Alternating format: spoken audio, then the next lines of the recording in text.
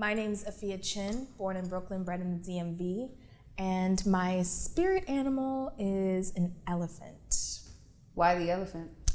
Because they're very gentle giants, but like you don't want to mess with them at the same time because they'll destroy you. Like, You could get stepped on by an elephant. stepped on, but they're very sweet. They're sweet animals. How do you feel like you are an elephant in your everyday life? I think that I leave my mark everywhere I go. So taking on a lot of just carrying the weight of whatever I'm experiencing and then just moving forward and leaving my imprint in the sand. What is the mark that you feel like you're leaving right now on the world? Being a first generation American, I think that I'm breaking a lot of standards for how, growing up in this country is usually perceived by immigrant parents and children. So I think that by doing this art form, using it as a platform for my organization, changing the world a little bit every day. Yeah. When you say first generation in the States, where's your family from originally? So my mom is from Ghana, my dad is from Trinidad, and he's half Chinese. Wow. So no pressure on life, Right. No pressure to do the best, but be the best. Here I am, the artist child, not the doctor, the lawyer. How was that? It was actually pretty great because I got to experience so many different cultures growing up. I got to see the world through a very different perspective, not just from their eyes as immigrants coming to this country and growing up in their home with, their upbringing being a little different, but getting to actually see what it's like to grow up in a place where your freedom allows you to be whoever you want to be. And they're the first people to really break through the mold of, letting their kid be an artist. Yeah, like not making you be a doctor right, or like an engineer, but just allowing you to be free in yourself. Yeah, always letting us choose for ourselves, letting us live our dreams. Wow. We rarely hear about Nigerian parents or Ghanaian, West African, West Indian. Like we never hear about our parents being open to your ideas. So in your parents allowing you to have ideas and to grow into this person, what do you feel like you found in that? I found a lot of different things. First, I found myself wanting to walk a path, the unbeaten path. I always wanted to try something different. I'm sorry. No, take your time. I'm asking, what have you found in the freedom that your parents gave you as a child? I found that you will hit a lot of ups and downs. Like, you're gonna have to try it to see what it feels like. And so allowing myself to be free and then them allowing me to be free gave me the opportunity to hit those walls and then be like, oh, you can climb this, and just being innovative in however we progressed forward. So how has that translated into you finding your pen and the stage? I've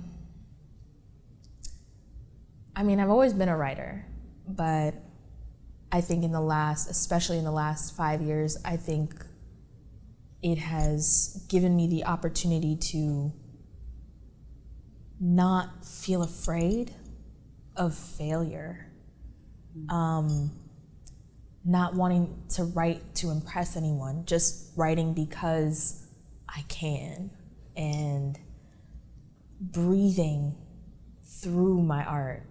And it's been so liberating and very beautiful and enlightening, not just for me, but for those who absorb the work that I've been putting out. Right. When you say breathing through your art, I'd like you to elaborate a little bit on what that means, because for people who don't necessarily write as to release, what does it mean to breathe through your art, and what does that sound like?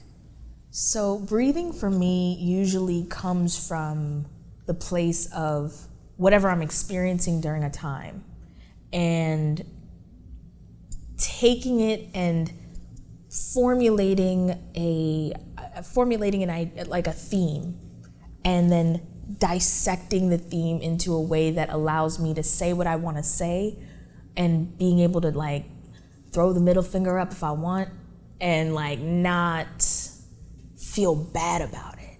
Yeah. But like keeping in mind the theme that I select.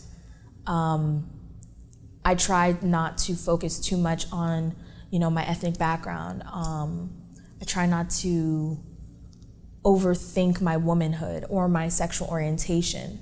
I try to write from the perspective of a person and a being. So that's how I... As to give the topic a blanket kind of perspective, like we all have felt this thing, we all have thought this thing. Yeah. So how do you go about picking themes for poems? I usually pull from my own life experiences. I have pieces about where I've worked, pieces as a woman, pieces as specifically a melanated woman, a bi woman, and just like trying not to, it's like being politically correct without being politically correct all at the same time. It's like finding that delicate balance in between the extremes of being taboo and then being like, no, I'm still not gonna hurt you in this same breath, while trying to also educate. It's a lot of different factors that piece into the tapestry of my writing. Do you think that those levels of telling the truth keep you from being able to tell the truth? Sometimes it's hard. How do you encourage yourself to do it, even when it is hard? How do you encourage yourself to speak on taboo topics or to speak from a taboo perspective?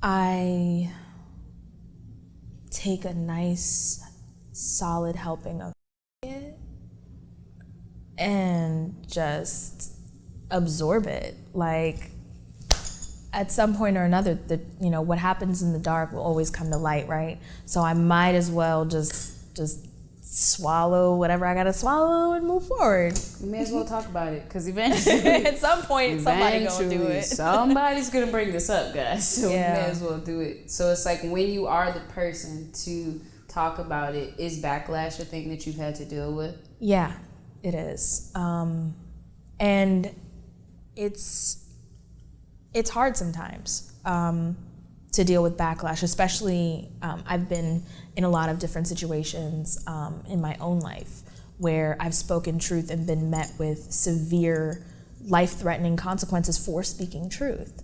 And so it's like overcoming the hump of the trauma and the fear of telling truth, and then it's still that I don't care so much feeling, because like I said, at some point, the truth is going to come. If it's not from me, it'll be from another being, it'll be from another entity. And so the backlash is natural, it's inevitable. Yeah. Somebody not gonna like what you're gonna say. Somebody's gonna hate it, so, because they have a difference of opinion. And different doesn't always mean bad. And I feel like we were talking about this earlier. Yeah. That difference doesn't mean bad, it just means different. It just means not what you're thinking. So in the empowering yourself to have your own thoughts, where is it taking you? Where is it leading you? I don't really know yet, because I feel like I've just started this journey not so long ago, but it's I think it's going to lead me to being exactly where I want to be. Yeah. And as an artist, that can be difficult to absorb, because we're very hard on ourselves. We're very sensitive about our shit. And I think I'm just gonna go with the flow. I think the universe has a plan, and I'm just like, all right, let's go. You're listening. Yeah, I'm listening. I like that. If you could give one piece of advice to first generation American artists, what would it be from your personal perspective? Your parents don't know everything. I don't know how else to say it. It's not that you don't respect them. It's not that you don't love them. It's not that you don't want, it's not that, they don't want to see you be successful in whatever it is you're doing. But they are not living your life. And that's applicable to not just first generation Americans, but to anyone. You are just you're an amalgamation of two people who've come together to try to create a life and just do the best they can to keep you alive. They don't define your mind, your dreams, your aspirations. So don't be afraid. Take the leap if you feel confident. If you don't, find it. And if you can't find it. My name is Afia Chin, and this is Elevate.